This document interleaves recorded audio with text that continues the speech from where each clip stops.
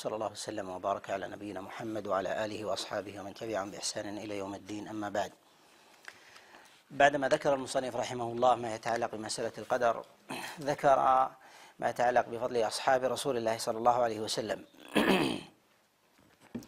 وتقدم معنا الإشارة إلى مسألتين مهمتين. المسألة الأولى ما يتعلق بما يذكره المصنف رحمه الله من مسائل، وذلك أن المسائل التي يذكرها في هذه الرسالة وفي هذه العقيدة هي ما وقع فيها خلاف، فإنه لا يلزم من ذلك أن يذكر أهم العقائد، وإنما يذكر ما احتاج الناس إليه.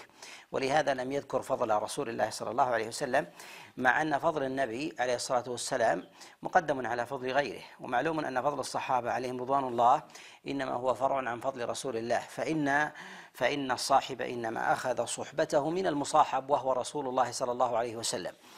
وإنما ترك المصنف رحمه الله تعالى ذلك لأن فضل النبي عليه الصلاة والسلام ليس مما يقوم فيه النزاع، ليس مما يقوم فيه النزاع، وإنما يذكر العلماء عليهم رحمة الله ما يتعلق بأمر النبي عليه الصلاة والسلام في مسألتين. المسألة الأولى ما يتعلق بسنة النبي عليه الصلاة والسلام وعدم تحريفها ولا تأويلها وعدم تبديلها، والمسألة الثانية ما يتعلق بالغلو فيه. وأما تنقص النبي صلى الله عليه وسلم فإن هذا من جهة الأصل لا يقع، فإن هذا الأصل لا يقع من مؤمن.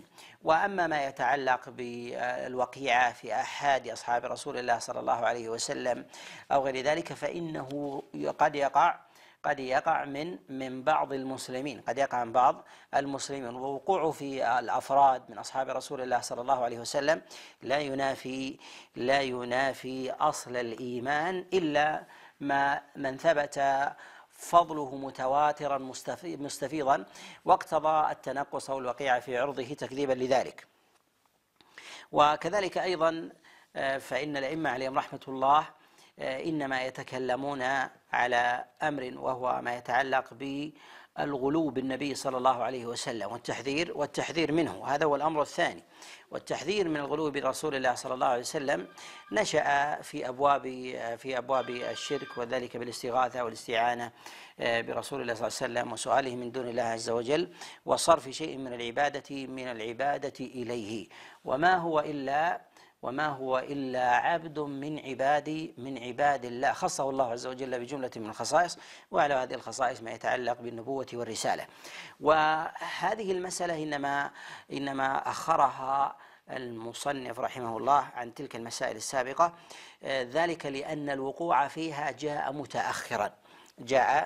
متأخرا، وذلك أن الوقيعة ربما تكون بين الصحابة، وكذلك أيضا ربما يوقع فيهم لكنه لا يكون دينا، وما تحول ذلك دينا إلا متأخرا فجاء بعد ذلك. ولهذا نقول إنما يقع في ما بين الصحابة من وقيعة، وذلك مثلا بسب أو غير ذلك، أو ما يقع أيضا ممن جاء بعدهم في بعض أصحاب رسول الله صلى الله عليه وسلم، ما كان أحد يتخذ ذلك دينا، بخلاف المسائل السابقة ما يتعلق بمسألة الإيمان وزيادته ونقصانه وحقيقته، وما يتعلق كذلك أيضا بمسألة القرآن وخلقه، وما يتعلق كذلك أيضا بمسألة القدر، فإنهم يتكلمون بها من جهة الدين.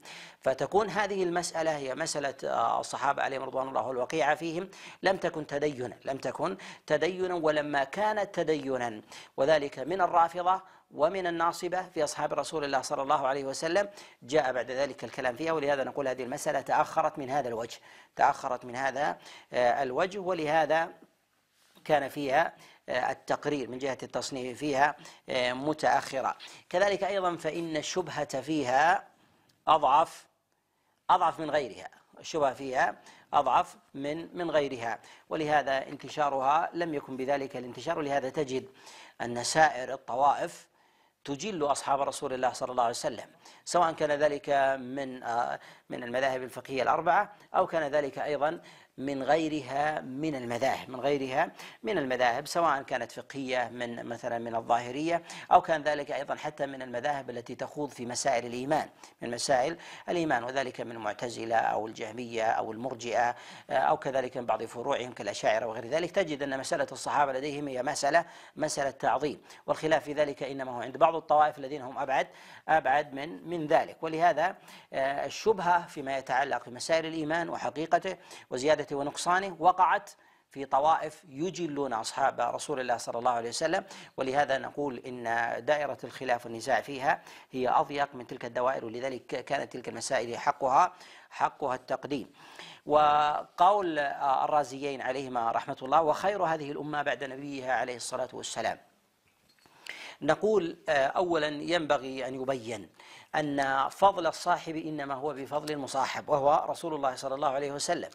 وقد استفاضت الأدلة واشتهرت أن رسول الله صلى الله عليه وسلم هو أفضل الأنبياء وسيد ولد آدم، وقد جاء في ذلك جملة من الخصائص لرسول الله صلى الله عليه وسلم، منها ما هو صريح، ومنه ما هو جاء بالتلميح والإشارة، والأمة تتفق على أن رسول الله صلى الله عليه وسلم هو أفضل الأنبياء والمرسلين، ولا خلاف في ذلك، ولا خلاف في هذا. ويؤخذ فضله من جملة من النصوص، منها ما جاء في قول الله سبحانه وتعالى: تلك الرسل فضلنا بعضهم على بعض منهم من كلم الله. وممن كلم الله سبحانه وتعالى رسول الله صلى الله عليه وسلم. وكذلك أيضا فإن الله سبحانه وتعالى ما جعل لنبي من الأنبياء من خصيصة ومنزلة إلا ولرسول الله مثلها أو أكثر منها، وزاد رسول الله صلى الله عليه وسلم جملة من الخصائص. ولهذا النبي صلى الله عليه وسلم يقول: فضلت على الأنبياء ب6، وجاء في رواية أيضا في الصحيح: فضلت على الأنبياء ب3. الخصال إنما جاءت وتعددت في الأحاديث عن رسول الله صلى الله عليه وسلم، وذلك لاختلاف المناسبة والحال، أو اختلاف كذلك أيضا نزول تلك الخصائص، فإن الخصائص لم تأتي دفعة واحدة للنبي عليه الصلاة والسلام من جهة البيان، وإن كان الله سبحانه وتعالى قد جعل لرسول الله صلى الله عليه وسلم، وذلك مثلا في قول النبي عليه الصلاة والسلام: جعلت لي الأرض مسجدا وطهورا، كما جاء في الصحيح، قال: أعطيت 5 لم يعطهن أحد قبلي. فهل هذا جاء في ابتداء الأمر؟ لم يعلم به النبي عليه الصلاة والسلام إلا بعد ذلك، وذلك حينما كان الأمر على الوضوء، ثم شرع الله عز وجل التيمم. لهذا نقول الخصائص لم تأتي على النبي عليه الصلاة والسلام تامة. ولهذا نقول إن من الخصائص ما ذكر في هذا الحديث وفي حديث أبي هريرة وغيره، ومنها ما جاء منفردا في حديث، مثلا في حديث أنس بن مالك عليه رضوان الله وهو في الصحيح: قال رسول الله صلى الله عليه وسلم: أنا أكثر الأمة تبعا، أكثر الأنبياء تبعا يوم القيامة. وهذا أيضا من خصائص النبي عليه الصلاة والسلام، وكذلك أيضا من مزايا التي ميز الله عز وجل بها النبي عليه الصلاة والسلام الأنبياء. إذا عرفنا ذلك عرفنا أن أصحاب النبي الأفضل أنهم أفضل أصحاب الأنبياء جميعا، وهذا أيضا مما يتفق فيه المسلمون، أن أصحاب النبي عليه الصلاة والسلام أفضل من أصحاب جميع الأنبياء. وذلك أن النبي إنما يقدم ويقدر الله عز وجل له أفضل أهل زمانه. كذلك أيضا فإن الصحابة عليهم رضوان الله تعالى إنما كان لهم الفضل والمزية والاختصاص بصحبة النبي عليه الصلاة والسلام، والنبي صلى الله عليه وسلم هو أفضل الأنبياء والمرسلين وسيد ولد آدم. فإذا كان كذلك فإنهم إذا كانوا يأخذون الصحبة والفضل منه فإنه هو أفضل الأنبياء، وعلى هذا هم أفضل الأصحاب. وإذا قلنا بهذا فلازم ذلك القول أنه ما من شيء يقع منهم من خطأ إلا وقد وقع في أصحاب غير رسول الله صلى الله عليه وسلم مثله أو أشد. وما من مزية امتاز بها غيره من أصحاب الأنبياء إلا وهي في أصحاب رسول الله صلى الله عليه وسلم وأكثر، لأن النبي عليه الصلاة والسلام ما من منقبة في نبي من الأنبياء إلا وقد أعطاه الله عز وجل أمثل منها، وخصه الله سبحانه وتعالى بخصائص ليست لبقية الأنبياء، منها عموم الرسالة، ومنها جعلت له الأرض مسجدا وطهورا، وكذلك أيضا الشفاعة، وحلت له الغنائم، وغير ذلك مما خصه الله سبحانه وتعالى به. نقول إن ذكر فضل الصحابة عليهم رضوان الله جاءت فيه نصوص، وقبل الكلام في تفاضلهم فيما بينهم وكذلك أيضا ما يتعلق بالمسائل المتعلقة بهذا الباب لابد أن نشير إلى أسباب التفضيل، أسباب التفضيل الذين التي فضل بها أصحاب رسول الله صلى الله عليه وسلم. فضل أصحاب النبي عليه الصلاة والسلام على غيرهم لثلاث أسباب. السبب الأول هو صحبة رسول الله صلى الله عليه وسلم ومعيته، وما يلزم من ذلك من الإيمان به ومحبته وطاعته والانقياد لأمره واجتناب نهيه. وكذلك هذا نجده ظاهرا في قول الله سبحانه وتعالى: محمد رسول الله والذين آمنوا معه والذين معه أشداء على الكفار رحماء بينهم. ذكر الله سبحانه وتعالى المعية التي تكون بين رسول الله صلى الله عليه وسلم وأولئك الصحابة. إذا هذا الفضل والسبب الأول. الثاني أشداء على الكفار، شدتهم على الكفار، فهذا من الأمور والمناقب التي فضلوا بها على غيرها. السبب الثالث رحماء بينهم. والرحمة المذكورة في هذه الآية تدخل في نوعين. النوع الأول رحمتهم فيما بينهم كصحابة، وذلك في ما كان في زمن رسول الله صلى الله عليه وسلم وما بعده. النوع الثاني رحمتهم بالمؤمنين عموما، حتى لو لم يكونوا من أصحاب النبي عليه الصلاة والسلام ممن جاءوا بعد ذلك، وذلك من التابعين الذين اتبعوا رسالتهم ودعوتهم التي بلغوها عن رسول الله صلى الله عليه وسلم، فاستحقوا الوصف بالصحبة والفضل لهذه الأوصاف الثلاثة. وأعظمها السبب الأول هو الصحبة والمعية رسول الله صلى الله عليه وسلم. وإنما قلنا أن الأفضل السبب الأول مع تلازم هذه الأسباب وأخذ بعضها بأسباب بعض، لأن جنس طاعة رسول الله صلى الله عليه وسلم والإيمان به والانقياد لأمره أفضل من جنس عداوة المشركين، وجنس عداوة المشركين أفضل من جنس تراحم المؤمنين. وكيف يفهم ذلك ويدرك أن المؤمنين فيما بينهم لو جعلنا هذه الأشياء متنافرة، مسألة عداوة الكافرين ورحمة المؤمنين، فإن نزاع المؤمنين فيما بينهم مع عداوتهم للكافرين أعظم عند الله سبحانه وتعالى من موادتهم للكافرين وترحمهم فيما بينهم. وذلك أن هذا أظهر في نفي الإيمان، أن يواد أهل الإيمان وأهل الإسلام الكافرين، فلا يرحمونهم ويرحمون معهم المؤمنين. ويأتي بعد ذلك السبب الثالث وهو التراحم بين المؤمنين. والله سبحانه وتعالى قد جمع للصحابة عليهم رضوان الله تعالى هذه الأسباب الثلاثة. لماذا ذكرنا هذه الأسباب الثلاثة على هذا التسلسل؟ نقول هي الظاهرة في كلام الله سبحانه وتعالى بمثل هذا الترتيب. الأمر الثاني لنبين أن الله سبحانه وتعالى لم ينزع عن الصحابة عليهم رضوان الله تعالى فضلهم، فأتم لهم السبب الأول وهو أمر الصحبة عن رسول الله صلى الله عليه وسلم، وأتم لهم الأمر الثاني فبقي الأمر العداوة بينهم وبين الكافرين، وأنهم أشداء عليهم، وأن ما أدخل الله سبحانه وتعالى عليهم من أمر النزاع والخلاف هو في الأمر الثالث لا في الثاني ولا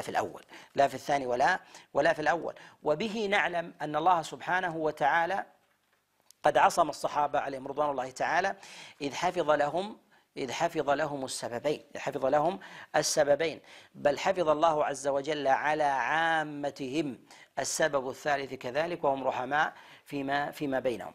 وينبغي أن نعلم، وهذا من المسائل المهمة، أن الله سبحانه وتعالى لما جعل السبب الأول والسبب الثاني محفوظا لأصحاب رسول الله صلى الله عليه وسلم، وكذلك على جمهوره ما يتعلق بالسبب الثالث وهو الرحماء بينهم، أن الله سبحانه وتعالى قد أنزل أو أوقع فيما يكون بينهم من خطأ ونزاع وخلاف في أمر خارج عن أصل التفضيل الذي فضلوا به على غيرهم ممن سبقهم من الأمم غير الأنبياء، وعلى من جاء بعدهم من غيرهم من الناس.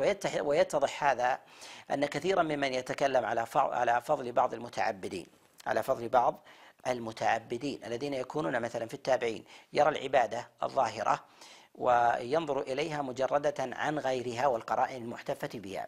وذلك أن الله سبحانه وتعالى ذكر النبي عليه الصلاة والسلام وذكر الذين آمنوا معه هم الصحابة.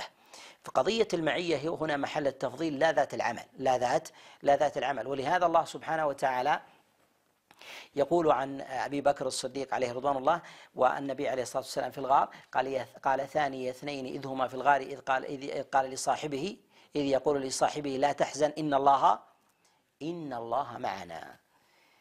لصاحبه يعني أصل العمل في ذلك من أبي بكر هو صحبة النبي عليه الصلاة والسلام. قد يقع من أحد من الناس مثل ما وقع لأبي بكر، بل ربما أشد، مما يجد من ألم ومما يجد مثلا من تخفي، وربما يتخفى سنوات بدلا من تخفيه ساعات. ولكن ساعة من أبي بكر خير من أعمال المتأخرين. لماذا؟ لأنها مصروفة لرسول الله صلى الله عليه وسلم نصرة وتأييدا.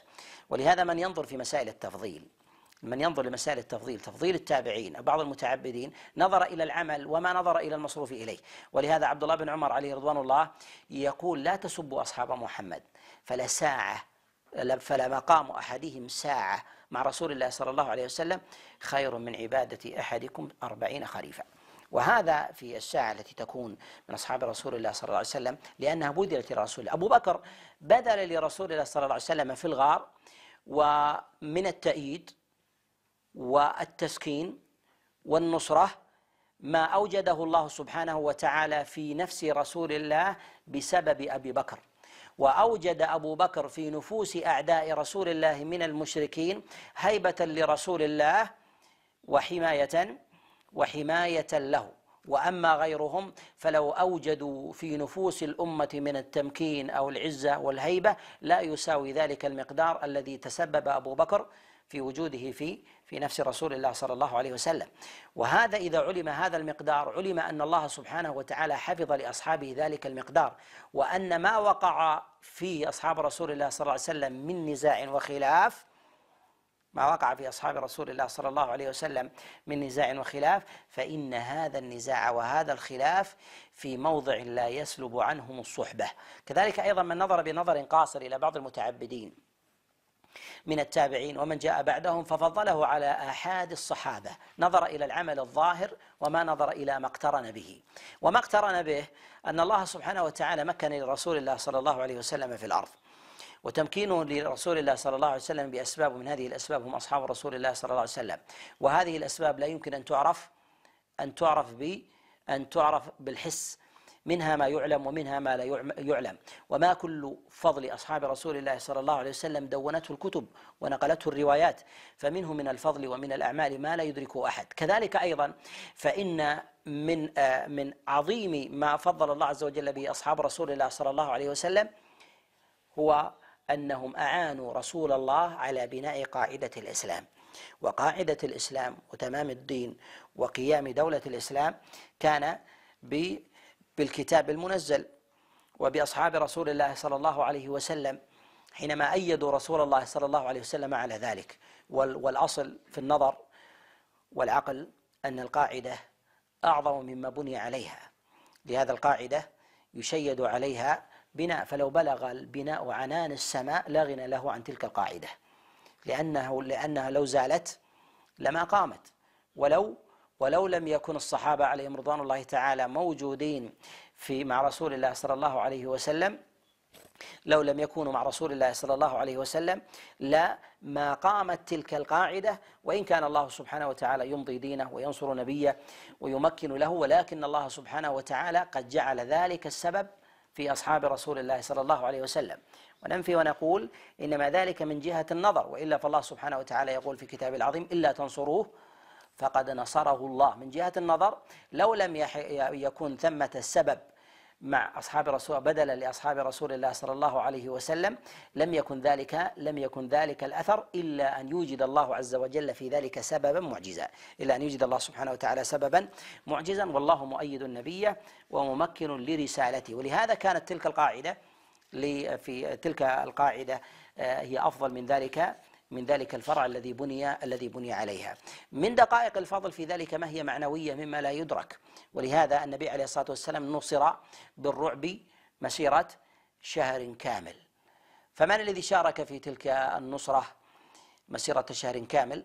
لا يمكن أن يعلم فرد بعينه، ولكنه بمجموعهم منهم من هيب أو نقل خبر، أو الأعين التي تكون من الملوك والرؤساء ووجهاء العرب لهم أعين تأتي إلى المدينة. فهذا السواد الذي يحيط برسول الله صلى الله عليه وسلم لا يحصى أفراده وما يفعلون، يغرسون من الهيبة في النفوس. ولهذا جاء في البخاري من حديث عروة بن مسعود لما بعثته قريش ومن معهم إلى النبي عليه الصلاة والسلام، جاء إلى رسول الله صلى الله عليه وسلم فأمعن النظر في أصحاب رسول الله صلى الله عليه وسلم، فرجع إلى قومه فماذا قال لهم؟ قال: يا قوم لقد أتيت محمدا رسول الله محمدا فما رأيت أحدا يعظم أحدا كما يعظم أصحاب محمدا. لقد رأيتهم ما يحدون النظر تعظيما له، ورأيتهم لا يتنخم نخامة إلا وقعت في يد أحدهم فدلك بها وجهه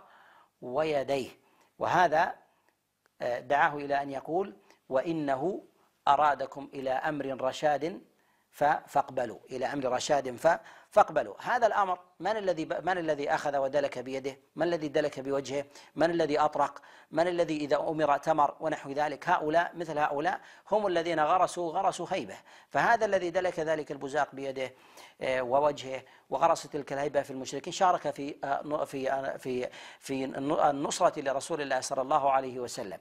ولهذا من شارك في نصرة رسول الله صلى الله عليه وسلم خطوة واحدة من هذا الشهر خير ممن نصر الإسلام ممن جاء بعد ذلك، لأن ذلك أصل وذلك فرع، وأن الفرع لا يمكن أن يأتي إلا بعد أصله. ولهذا نقول إن الصحابة عليهم رضوان الله تعالى من فضائلهم ما لا يكتب وما لا يدون، وإنما ينتظم مع غيره حتى هيأ الله سبحانه وتعالى لنبيه عليه الصلاة والسلام من التمكين ما أوجد الله عز وجل بعد ذلك رسالة تامة قام بها بعده من جاء بعده من التابعين وأتباع التابعين، وكذلك أيضا انتشرت في ذلك الفتوحات ورقعة الإسلام. ولهذا نقول إن الصحابة عليهم رضوان الله حفظ الله عز وجل لهم السبب الأول، وحفظ الله عز وجل لهم السبب الثاني تاما، وحفظ الله عز وجل على عامتهم السبب الثالث.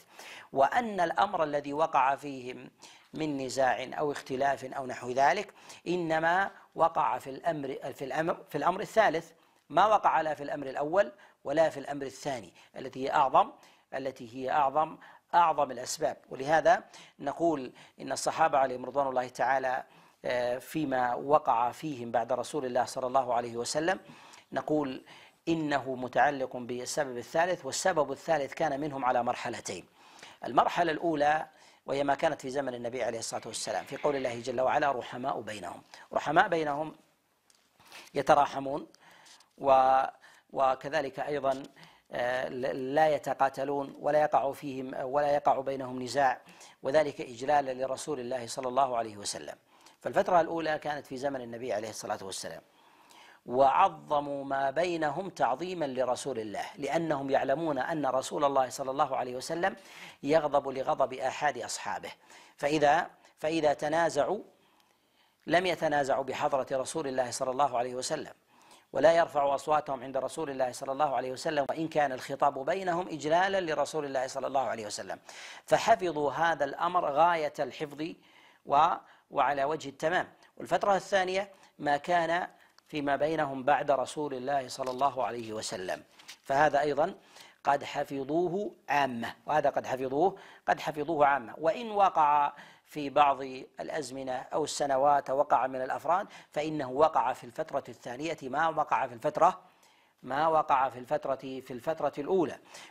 ولهذا نقول إن الله سبحانه وتعالى قد حفظ لأصحاب رسول الله صلى الله عليه وسلم صحبتهم، وعصمهم الله عز وجل من انخرام وانخراط فضلهم وعدم استقامة الأمر لهم، بل بقوا في ذلك نقلة للوحي لمن جاء بعدهم. فكان من بعدهم من جهة الفضل يعود إليهم، ثم يرجع كله إلى رسول الله صلى الله عليه وسلم، ثم يرجع بعد ذلك لله سبحانه وتعالى المتفرد، فمنه بدأ جل وعلا وإليه يعود.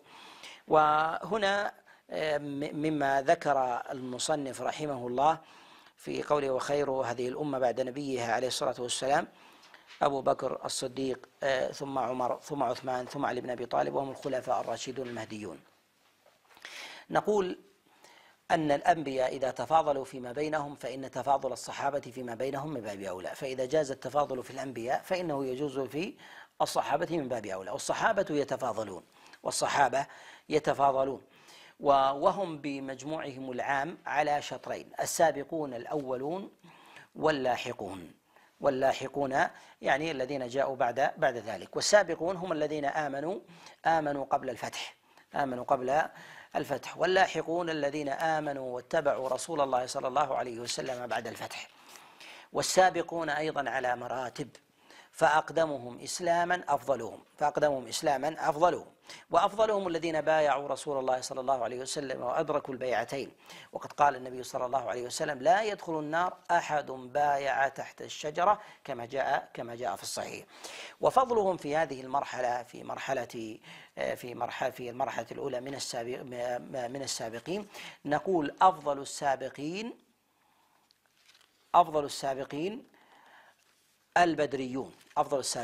البدريون، ثم يأتي بعد ذلك الأحديون الذين شهدوا أحد مع رسول الله صلى الله عليه وسلم، ثم أقدمهم إسلاما أفضلهم. والأصل أن المهاجرين أفضل من الأنصار، ولهذا لا يوجد في مهاجري نفاق، وإنما يوجد النفاق في أهل المدينة، في أهل المدينة، لأن المهاجرين إنما هاجروا في حال شدة وتجرد تام، فلا وجود لمطمع من الدنيا في نفوسهم، بل استدبروها وتركوها في مكة. وأما بالنسبة لأهل المدينة فإن الأمر لرسول الله صلى الله عليه وسلم والشوكة له والقوة، فاختلطت النفوس في ذلك، وإن كان سوادهم على اتباع لرسول الله صلى الله عليه وسلم وانقياد لأمره، ولكن لا يوجد في آحاد المهاجرين نفاق، وإنما يوجد في آحاد أهل المدينة، ولهذا فضل الله سبحانه وتعالى المهاجرين على الأنصار، فضل الله عز وجل المهاجرين على الأنصار. ووقع في ذلك شيء من النزاع فيما يتعلق بمن بايع رسول الله صلى الله عليه وسلم قبل هجرته حينما من أهل المدينة حينما أرادوا من رسول الله صلى الله عليه وسلم اللحاق بهم، هل يساويهم من هاجر بعد ذلك قبل الفتح ولو بسنوات يسيرة؟ نقول لا شك أن السابق منهم أفضل، وذلك لكونهم قد بايعوا رسول الله صلى الله عليه وسلم فاستحقوا الفضل بتلك البيعة، وذلك أن الله سبحانه وتعالى قد وصفهم بأنهم يبايعون الله. ذكر الخلفاء الراشدين الأربعة وفضلهم على غيرهم، هذا باتفاق الأمة أن الخلفاء الراشدين الأربعة أفضل الأمة بعد نبيها عليه الصلاة والسلام، وهم أفضل أيضا من سائر الأمم إلا الأنبياء. وقد جاء تفضيلهم في جملة من الأحاديث، منها ما جاء التفضيل فيه مجملا في الخلفاء الراشدين الأربعة من غير تفصيل، كما جاء في حديث العرباض بن سارية عند الإمام أحمد والترمذي أن النبي صلى الله عليه وسلم قال: عليكم بسنتي وسنة الخلفاء الراشدين المهديين من بعد، تمسكوا بها وعضوا عليها بالنواجذ. فالحث على اتباع سنتهم إشارة على استقامة أمرهم وعلى فضلهم على غيرهم، واختصاصهم بالاتباع والانقياد والامتثال للأمر واجتناب النهي أكثر من غيرهم، وهذا تفضيل لهم، وثم تفضيل خاص قد جاء لهم. والأمة مجتمعة على فضل أبي بكر وتقديمه على غيره، وهذا مما لا يختلف فيه أحد ممن صح إسلامه واستقام أمر دينه. وكذلك أيضا يليه بعد ذلك في الفضل عمر بن الخطاب عليه رضوان الله. وقد جاء عن عبد الله بن عمر كما جاء في البخاري قال: كنا نفضل في زمن رسول الله صلى الله عليه وسلم فنقول أبو بكر ثم عمر ثم عثمان، ففضلهم ففضلهم على هذا الترتيب. وقد جاء في ذلك بتفضيلهم مع غيرهم، بتفضيل الخلفاء الراشدين الأربعة وقرنهم بغيرهم، وجاء في كل واحد منهم فضل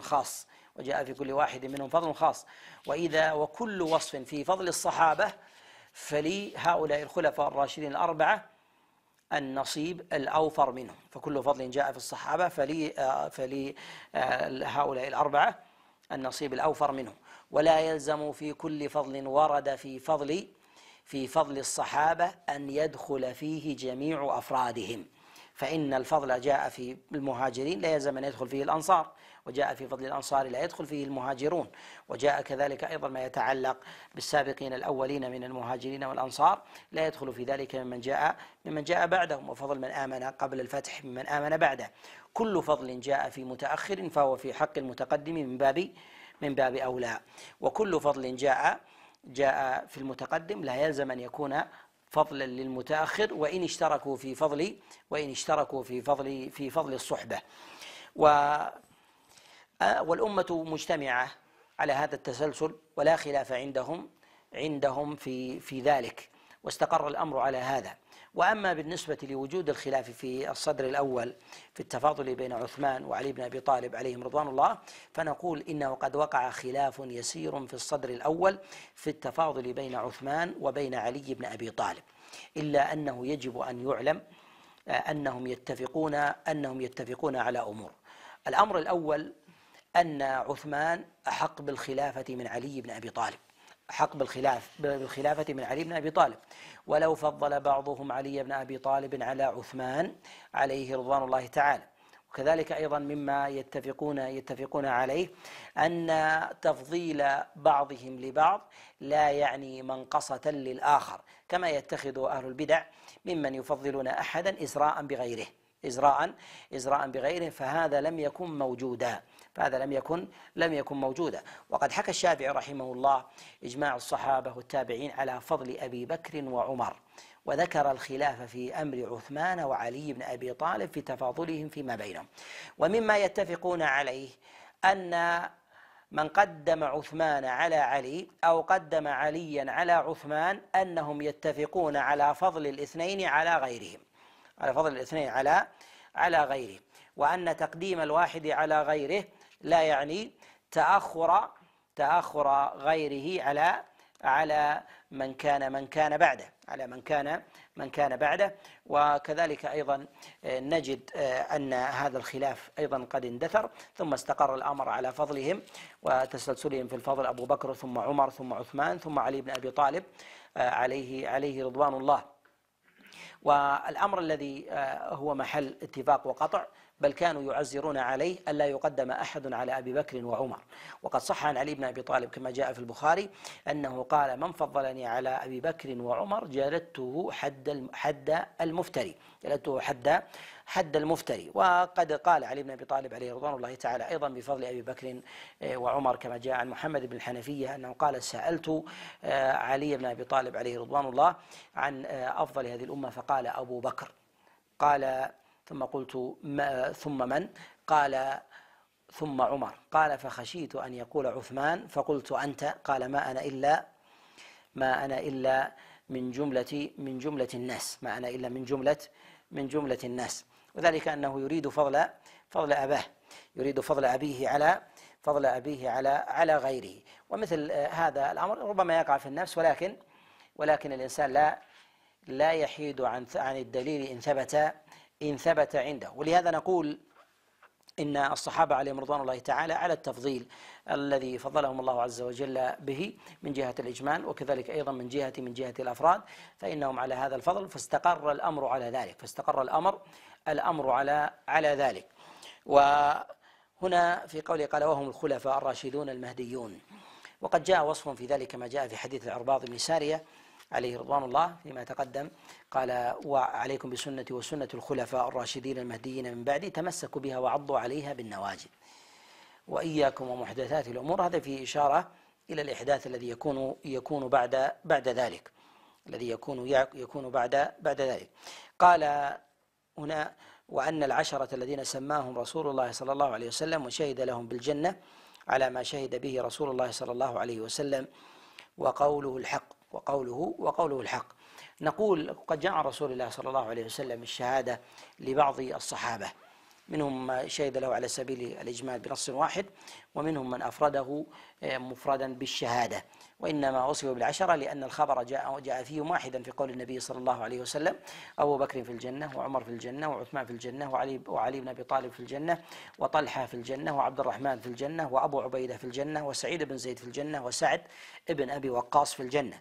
فهؤلاء هم العشرة المبشرون بالجنة، هؤلاء هم العشرة المبشرون بالجنة. وقد بشر النبي صلى الله عليه وسلم غيرهم، وقد بشر الله سبحانه وتعالى غيرهم على لسان نبيه صلى الله عليه وسلم بالجنة، وبشرت أزواجه بالجنة، وكذلك أيضا بشرت فاطمة ابنته بالجنة، وبلال بالجنة، وعكاشة بن محصن بالجنة، وجعفر بالجنة. وإنما يخص العلماء للشهادة لهؤلاء العشرة بالجنة لأنهم جاءوا في خبر واحد واستفاض فيهم الأمر، واستفاض كذلك أيضا فيهم الفضل، وهم أيضا أفضل السابقين الأولين. وكذلك أيضا فإنهم قد اشتركوا بأمر أنهم من السابقين وأنهم من المهاجرين، وهذا يؤكد ما تقدم في فضل المهاجرين على الأنصار، وهذا يؤكد ما تقدم في فضل المهاجرين على الأنصار. قال بعد ذلك: والترحم على جميع أصحاب محمد صلى الله عليه وسلم والكف عما شجر بينهم. الإشارة إلى ما شجر بين أصحاب رسول الله صلى الله عليه وسلم من خلاف ونزاع، نقول يشيرون إلى ذلك لأنه قد وقع بين أصحاب النبي صلى الله عليه وسلم خلاف، وقع بينهم شيء من النزاع والخصومة، وهذا النزاع على ما تقدم إنما هو في دائرة الاجتهاد، أنه داخل في دائرة الاجتهاد، وما خرج منه من دائرة الاجتهاد فإننا نحمله على عدم منافاة الأصل، فإن الله سبحانه وتعالى فضلهم بأسباب ثلاثة، وأن الله عز وجل قد حقق لهم ذلك وحفظه عليهم، فلم يخرموا من ذلك شيئا، فلم يخرموا من ذلك شيئا. وكانت الطريقة في بين أصحاب رسول الله صلى الله عليه وسلم الإمساك عما وقع من نزاع فيما بينهم، وكذلك أيضا خصومة، فإنهم لم يكونوا يتكلمون فيما خاض بينهم، وجمهورهم على الإمساك، وإن تكلم بعضهم في شيء من ذلك فيتكلمون فيما بينهم، ولا يتكلم الأدنى على الأعلى. وعند الكلام في الخلاف الذي يكون بين أصحاب رسول الله صلى الله عليه وسلم يجب الالتزام بجملة من القواعد. القاعدة الأولى أن الخلاف الذي وقع بينهم لا ينزع عنهم فضل الصحبة، وأنه لا يلحق غيرهم بهم، وأنهم على ما فضلهم الله عز وجل به. القاعدة الثانية أن الخلاف الذي وقع بينهم أنه من أبواب الاجتهاد، فهم يدورون بين الأجر والأجرين، وليسوا بالمعصومين، وإن خرج عن ذلك وإن خرجوا عن ذلك فيخرجون في دائرة أفراد أو في أفعال أو في أقوال ضيقة.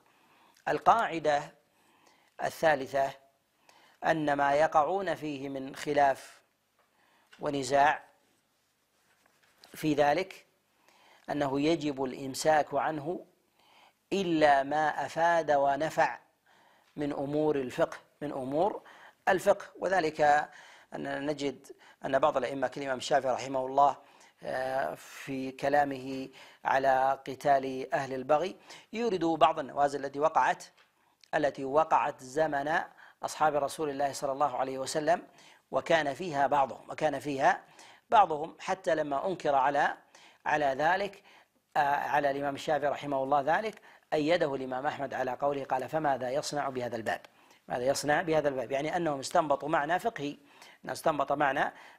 فيؤخذ من ذلك فائدة فقهية أو حكما من غير تعرض للفصل للفصل الذي يكون لأمر يكون بينهم، ويوقع شيئا في النفوس، يوقع شيئا في النفوس وما يتبعه من سب أو لعن أو تقبيح أو غير ذلك، فإن هذا من الأمور المذمومة التي وقع الاتفاق عليها.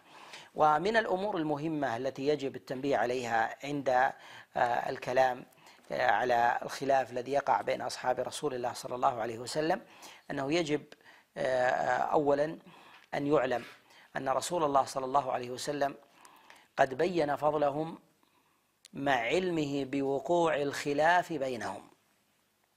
ولهذا قال النبي عليه الصلاة والسلام: إن ابني هذا سيد، ولعل الله أن يصلح به بين طائفتين من المؤمنين.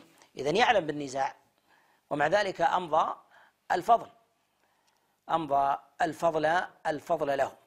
فإذا علم النبي عليه الصلاة والسلام من أمرهم النزاع والخلاف الذي كان بينهم، ومع ذلك أمضى الصحبة، فالأولى للأمة أن تمضي الصحبة والفضل كما أمضاها رسول الله صلى الله عليه وسلم، وأن سلبهم إياها والوقوع فيهم لأجل ذلك أن هذا تعدي على رسول الله صلى الله عليه وسلم ومجاوزة لأمره وحكمه عليه الصلاة والسلام.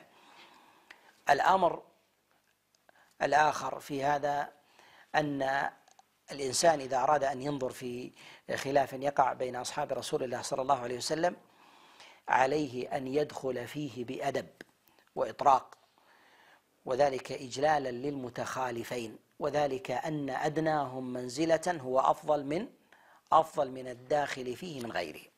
وقد كانوا هم عليهم رضوان الله يسلكون ذلك المسلك فيما بينهم، فما كان عثمان يدخل في أمر يقع بين أبي بكر وعمر لعلو منزلتهما بالنسبة له، وما كان علي بن أبي طالب يدخل في الخلاف الذي يكون بين عمر وبين عثمان، وكذلك أيضا من كان بعدهم ما كانوا يدخلون فيه إلا بأدب وإجلال مما يكون بين عثمان وعلي وغير ذلك من مسائل خلاف الاجتهاد. ولهذا نقول ينبغي للإنسان إذا أراد أن يتكلم في مسألة من مسائل الخلاف الذي يكون بين الفاضلين أن ينظر إلى منزلته إليهما قبل الخوض في المسائل التي وقع النزاع فيها حتى يدخل إليها بإجلال واحترام وتعظيم، وذلك كدخول الإنسان في نزاع والديه فيما بينهما، فإنهم فيما بينهم يكون بينهم النزاع والخلاف، وذلك لعلو منزلتهما وتبادل الحق بينهما، فربما يخطئ أحدهما على الآخر، فمع خطئه فهو أحق بالفضل ممن دونه، وذلك بأمر البنوة مع الأبوة. ولو عرف المخطئ منهما فإنه يتعامل معه بأدب، ولو تجلى خطأه فهو مع خطئه أفضل منك مع صوابك، وذلك لما تقدم من جلالة الفضل والسابقة التي حفظها الله سبحانه وتعالى لهم وأبقاها عليهم، وهي صحبة رسول الله صلى الله عليه وسلم. ولهذا قال النبي صلى الله عليه وسلم: لا تسبوا أصحابي فوالذي نفسي بيده لو أنفق أحدكم مثل أحد ذهبا ما بلغ مد أحدهم ولا نصيفه. وذلك أن الصحابة عليهم رضوان الله عملهم يختلف عن عمل غيرهم، فعملهم ولو استقله الإنسان من جهة نظره في الظاهر إلا أن جلالة موضعه وزمانه ومكانه وسابقته هو أفضل من غيره. وهذا ما ينبغي أن ينظر إليه، أن من الصحابة من مقامه ساعة مع رسول الله صلى الله عليه وسلم أفضل من مقامه متعبدا لله عز وجل سنين بعد ذلك، كما جاء عن عبد الله بن عمر عليه رضوان الله تعالى وعن غيره. وكان من عقيدة أهل السنة والجماعة الإمساك عما وقع من شجار ونزاع بين أصحاب رسول الله صلى الله عليه وسلم، لأنه غالبا ما يوغر الصدور ويقع في ذلك في ذلك خلاف. وقد كان الإمام أحمد رحمه الله إذا سئل عن النزاع والفتنة التي وقعت بين أصحاب رسول الله صلى الله عليه وسلم تلا قول الله عز وجل: تلك أمة قد خلت لها ما كسبت ولكم ما كسبتم، يعني أنها قد سلفت لها ما كسبت، والله سبحانه وتعالى يفصل بينها، وهي أيضا على فضلها الذي حفظ الله سبحانه وتعالى حفظه الله عز وجل عليها. ثم أيضا أنه قد دخل طوائف من أهل البدع في هذا الباب وتوسعوا فيه وجعلوا أنفسهم حكما وفصلا في النزاع والخلاف الذي كان بين أصحاب رسول الله صلى الله عليه وسلم، وما عرفوا سابقتهم ولا لاحقتهم، وعظموا أنفسهم فيما ظنوا أنهم عليه من صواب، وغاب عنهم ما هم عليه من قصور وتأخر منزلة، حتى ظنوا أنهم أفضل من سابقيهم، فتجاوزوا في ذلك بالسب أو الطعن أو غير ذلك. وهذا لا شك أنه موضع ليس هو من مواضع الفضل التي انعقد عليها فضلهم بالنسبة لغيرهم. فضلهم انعقد بالنسبة لغيرهم لصحبتهم لرسول الله صلى الله عليه وسلم ونصرته وتأييده. ما وقع من خلاف اختلفت الجهة، لم يكن خلافهم مع رسول الله، وإنما خلافهم فيما بينهم. هم حفظوا حق رسول الله صلى الله عليه وسلم وحفظوا صحبته ونصروه وأيدوه، وما كان من خلاف فقد وقع بينهم لا خلاف على سنة رسول الله، فما بدلوها وما حرفوها، وإنما اجتهدوا في فهم النص، كل على ما رآه، وهذا الله عز وجل يكل كل أمر على اجتهاده واستفراغ وسعه. ولهم من سابقتهم ما يغفر الله عز وجل لهم ما جاء من متأخر أمرهم. والأصل عند أهل السنة والجماعة أن الحسنات تكفر السيئات، وهي على جهتين: الجهة الأولى أن الحسنة إذا جاءت لاحقة تكفر السيئة السابقة. الأمر الثاني أن الحسنة إذا كانت سابقة كفرت السيئة اللاحقة. وذلك في قول النبي صلى الله عليه وسلم في حاطب، قال عليه الصلاة والسلام: لعل الله اطلع على أهل بدر فقال لهم اعملوا ما شئتم. في هذا دليل أن الله قد يغفر لعبده زلته اللاحقة بحسنته السابقة، وأنه لا يلزم من غفران الذنب بالحسنات في قول الله عز وجل: إن الحسنات يذهبن السيئات، أن الحسنة لا بد أن تكون لاحقة للسيئة، وأن السيئة تكون سابقة لها. وكذلك أيضا في قول النبي صلى الله عليه وسلم: ما ضر عثمان ما فعل بعد اليوم، فسيئته حسنته السابقة تغفر له ما يكون بعد ذلك. وهذا ما يجهله من الخائضين في هذا الباب في فضل أصحاب رسول الله صلى الله عليه وسلم وعظم سابقتهم، فنظروا إلى المخالفة اللاحقة وما نظروا إلى الموافقة السابقة، فجعلهم ذلك يستسهلون الوقيعة في أصحاب رسول الله صلى الله عليه وسلم. والنبي عليه الصلاة والسلام يعلم بالخلاف كما تقدم الإشارة إليه، وكما جاء في حديث أبي موسى وفي الصحيح أن النبي صلى الله عليه وسلم صلى بأصحابه صلاة المغرب ثم خرج، فقال أصحاب رسول الله صلى الله عليه وسلم: نجلس معه حتى نصلي صلاة العشاء. قال: فرجع إلينا فقال: ما زلتم مكانكم؟ قالوا: نعم. فقال رسول الله صلى الله عليه وسلم ونظر إلى السماء وكان كثيرا ما ينظر إليها، قال: النجوم أمنة للسماء، فإذا ذهبت النجوم أتى السماء ما توعد، وأنا أمنة لأصحابي فإذا ذهبت أتى أصحابي ما يوعدون، وأصحابي أمنة لأمتي فإذا ذهب أصحابي أتى أمتي ما يوعدون، وما يوعدون من ذلك من الخلاف، وكذلك أيضا من النزاع، وكذلك أيضا الشقاق وغير ذلك.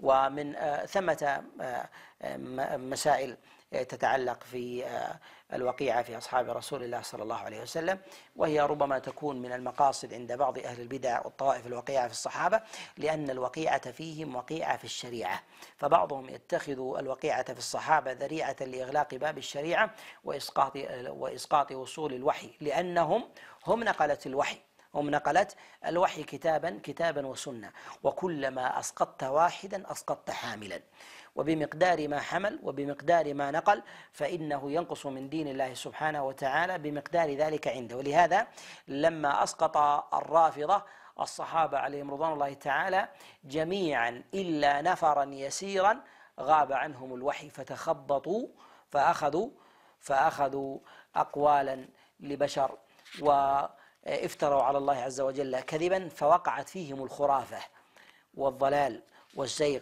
لأنهم كذبوا على الله سبحانه وتعالى، فدخل في دين الله عز وجل ما ليس منه، فكانوا أكثر الطوائف بدعة وضلالا وكفرا وشرا. والسبب في ذلك أن القدر الذي أسقطوه من الصحابة أكثر من القدر الذي وقع فيه غيرهم، فكان الضلال عندهم أكثر من الضلال عند النواصب وغيرهم، والضلال في الرافضة أشد من الضلال في الخوارج، والمحفوظ من دين الله عز وجل عند الخوارج أكثر من المحفوظ من دين الله عز وجل عند الرافضة، وذلك بمقدار ما أسقطوه من النقلة العدول. وأهل السنة قد حفظ الله عز وجل لهم الدين بحفظهم لأولئك النقلة ومنزلتهم ووضع ما وقعوا فيه وما ورد فيهم من خطأ بموضعه الذي وضعه الله عز وجل فيه من دائرة الاجتهاد أو من دائرة الخطأ المغفور لأنهم ليسوا بمعصومين. ثم أيضا يجب أن يعلم أنه ما من خطأ وقع فيه أصحاب رسول الله صلى الله عليه وسلم فيما بينهم إلا وقد وقع في أفرادهم فيما بينهم في زمن رسول الله صلى الله عليه وسلم من جنسه.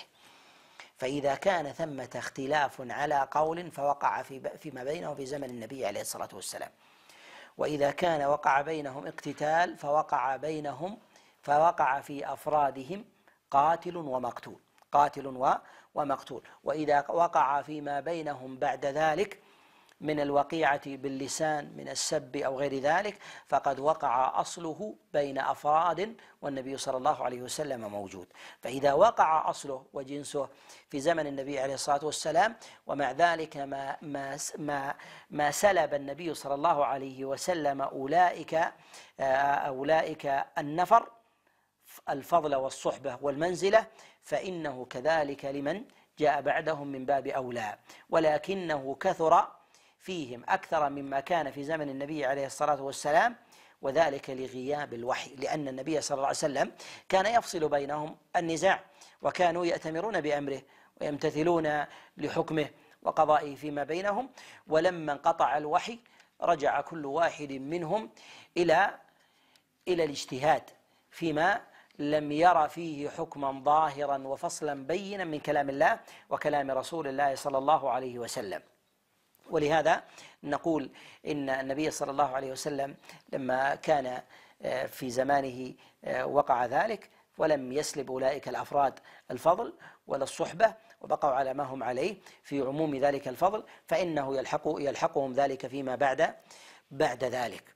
وحتى ما وقع فيما بعد ذلك وذلك من المخالفة الكبرى وهي الردة، لما ارتد من العرب وذلك بعد وفاة رسول الله صلى الله عليه وسلم، فنقول إن النبي عليه الصلاة والسلام قد أشار إلى ذلك، قد أشار إلى هذا. وهذا النوع أيضا قد وقع جنسه فقد وقعت الردة أيضا في زمن النبي عليه الصلاة والسلام في أفراد، وقعت في أفراد، ووقوعها في أفراد في زمن النبي مع وجوده ومع ذلك لم يسلب الفضل لذلك الجمهور وأولئك الجماعة، كذلك أيضا لا يسلب الفضل لأولئك لأنه قد ارتد منهم من ارتد في زمنه. ولهذا نقول إنه كما حفظ الفضل لهم في الصدر الأول وقوع جنس تلك المخالفة أو الردة أو الكبيرة، فإنها لا تسلب أيضا لمن آمن وبقي على الاتباع أو على أصل الصحبة، لا يسلب له ذلك الفضل. ومن المسائل المهمة التي يجب تقريرها هنا ما يتعلق بحكم المتعدي على أصحاب رسول الله صلى الله عليه وسلم. نقول إن التعدي على أصحاب رسول الله صلى الله عليه وسلم ينبغي حمله على أقسام. القسم الأول ما ثبت فيه نص وحكم متواتر، ما ثبت فيه نص وحكم متواتر، فكل من خالف هذا الحكم المتواتر بذم أو سب أو تنقص فهو كافر بالله سبحانه وتعالى، ولو كان الأمر يتعلق بواحد. وصور ذلك أن النص قد استفاض وتواتر في مسائل، أولها في فضل الصحابة عليهم رضوان الله تعالى عموما، وكذلك أن الله سبحانه وتعالى قد جعل جمهورهم على استقامة أمر، فمن طعن بهم جميعا أو طعن بجمهورهم فإنه ما طعن بهم إلا لأجل أمر قد اشتركوا فيه، وما اشتركوا في شيء إلا في صحبة رسول الله صلى الله عليه وسلم، فإنهم لا تجمعهم قبيلة واحدة، ولا يجمعهم حسب واحد، ولا قرابة واحدة، ولا يجمعهم بلد واحد، ولا لون واحد، وما يجمعهم إلا صحبة رسول الله صلى الله عليه وسلم. فمن طعن بهم جميعا أو طعن في جمهورهم فإنه طعن بأمر قد اشتركوا فيه ولم يشتركوا إلا في أمر الصحبة، ولهذا نقول قد كفر بالله سبحانه وتعالى من هذا الباب، كفر بالله عز وجل من هذا الباب. وكذلك أيضا منها من ثبت بالتواتر فضله،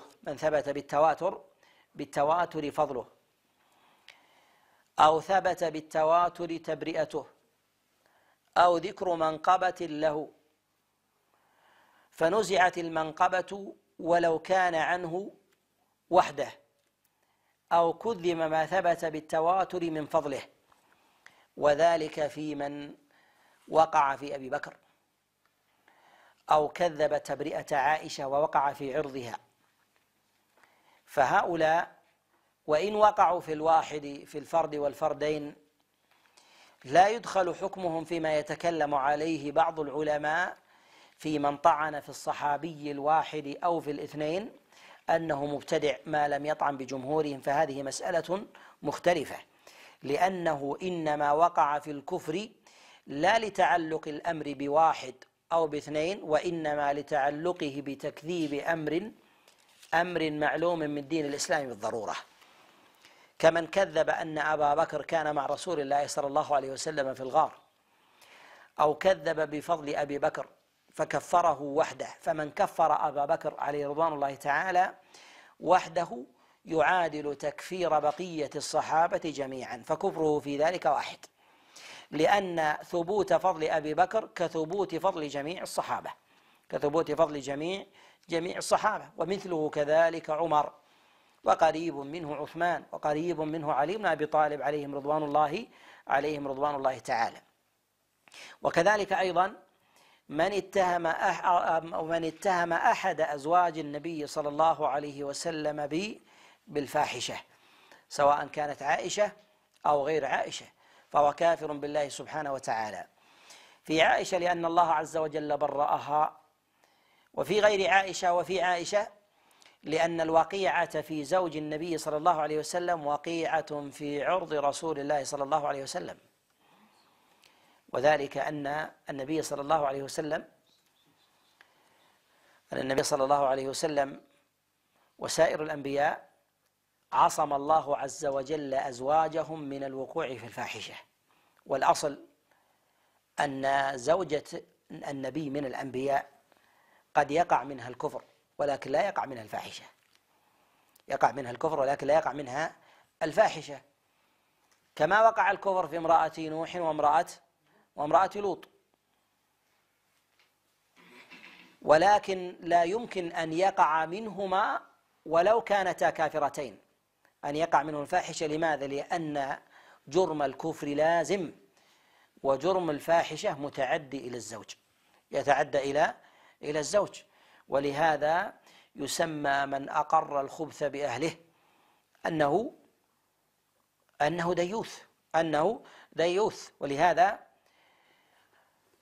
جوز الله سبحانه وتعالى وقوع ذلك من نساء الأنبياء عن الكفر، وما جوز وقوع الفاحشة لتعديها إلى النبي وإلى نسبه، ولهذا نقول يقع فيه الكفر من جهتين، يقع الكفر فيه فيه من جهتيه في عائشة، وكذلك أيضا من جهة واحدة في بقية أمهات المؤمنين، لأنه يتعدى إلى رسول الله صلى الله عليه وسلم، يتعدى إلى رسول الله صلى الله عليه وسلم. وأما ما يقع في غيرهن من نساء أصحاب رسول الله، من نساء الصحابة عليهم رضوان الله تعالى، فذلك له حكم مختلف مع كونه جرما وإثما مبينا، كان جرما وإثما مبينا. والثانية فيما يتعلق بالوقيعة في الصحابة عليهم رضوان الله تعالى، ما كان في أمر لم يثبت به دليل قطعي، دليل قطعي، ولم يكن معلوما من دين الإسلام بالضرورة، وذلك بالوقيعة في الواحد منهم ووصفه بشيء لا يشترك فيه مع غيره. وذلك أن الصحابة يتباينون من جهة الحدة والغضب والقوة والضعف والكرم والبخل والشجاعة والجبن، فهذه مراتب يتباين الناس فيها. فمن وصف أحدا من أصحاب رسول الله صلى الله عليه وسلم بشيء من صفات التنقص والاحتقار والازدراء فإنه مبتدع ضال، كمن يصف واحدا منهم بالبخل، أو يصف واحدا منهم بالجبن، أو يصف واحدا منهم بالضعف والخور، أو غير ذلك من الصفات. وإنما قيل بابتداعه مع القول بعدم عصمة أصحاب رسول الله صلى الله عليه وسلم، وذلك لأسباب. أولها أن من الأبواب التي يتخذها أهل البدع للدخول فيما هو أكبر منه، فالوقيعة في وصف واحد منهم بالبخل هو ذريعة للوقوع فيما هو أكبر من ذلك فيه وفي غيره، فنقول هذه بدعة وضلالة وذريعة إلى غيرها. الأمر الثاني أن مثل هذه الأوصاف لا أثر بها على المتكلم، فحينما يقع بين الصحابة وصف واحد منهم للآخر بالضعف أو يصفه بالبخل أو غير ذلك، فإنه يقع بينهم مثل هذا الكلام، وذلك لعلو منزلتهم.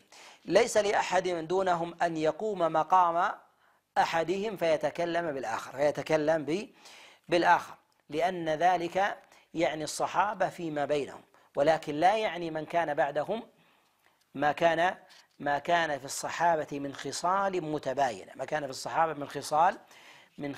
متباينة. الأمر الثالث أن ذلك يكون ذريعة للطعن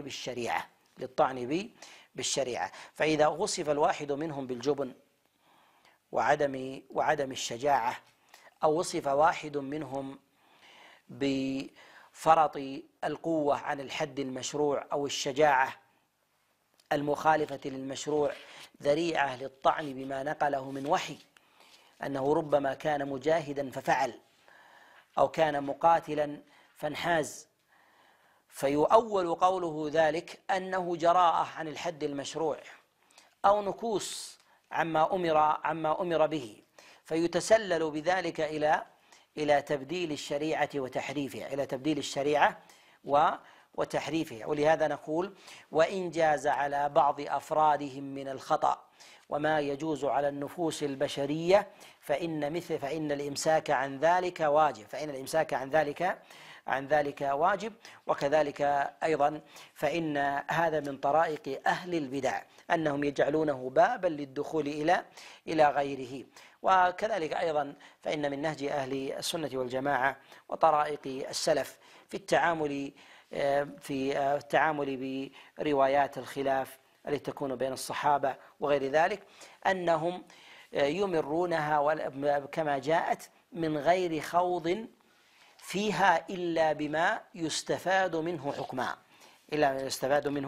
حكما فقهيا وما يفيد الإنسان عبرة وعظة، وما يفيد الإنسان عبرة وعظة، من غير أن يكون الإنسان حكما أو قاضيا بين المتنازعين يقضي لهذا ويفصل لهذا، ولا أثر لذلك عليه لا في حكم في مسألة فقهية ولا اعتبار له في ذلك. وكذلك أيضا من غير إكثار في الكلام في ذلك عند عامة الناس ممن لا يعنيهم ذلك الخلاف. ولهذا من نظر في الكتب المصنفة كالكتب الستة ومسند الإمام أحمد تجد أنهم لم يوردوا شيئا من هذا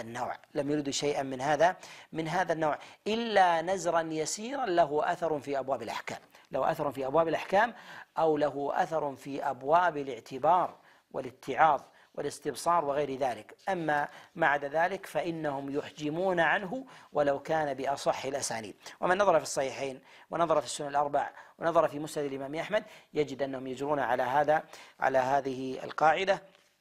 ونكتفي بهذا القدر، وصلى الله وسلم وبارك على نبينا محمد.